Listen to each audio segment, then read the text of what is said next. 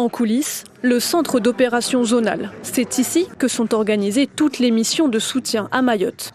Comment affréter les dons des associations ou les denrées alimentaires? Comment coordonner les renforts humains entre Paris et l'océan Indien?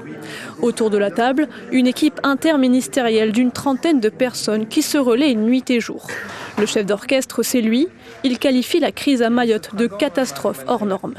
Nous devons gérer les difficultés liées à l'insularité, nous devons gérer les difficultés liées à l'éloignement et nous devons prendre en compte la disponibilité des moyens nécessaires pour cela, puisque très clairement, quand on doit envoyer 20 tonnes d'eau, il nous faut un avion qui emporte 20 tonnes d'eau. Donc nous sommes en train de monter en puissance sur les avions, c'est-à-dire que nous aurons sur les prochaines journées 3 Antonov qui emportent entre 60 et 100 tonnes.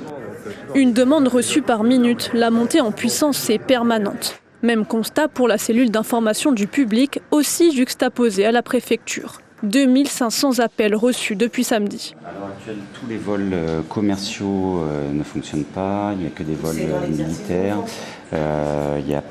Les rapatriements sont uniquement des évacuations sanitaires. C'est des appels essentiellement de recherche de proches.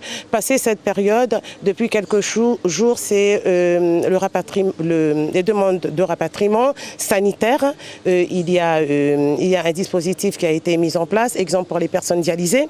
Nous avons aussi eu depuis hier soir, c'est l'apport en eau. L'apport en eau et tout au long, dès le passage du cyclone Chido, c'était la mise en service des lignes téléphoniques.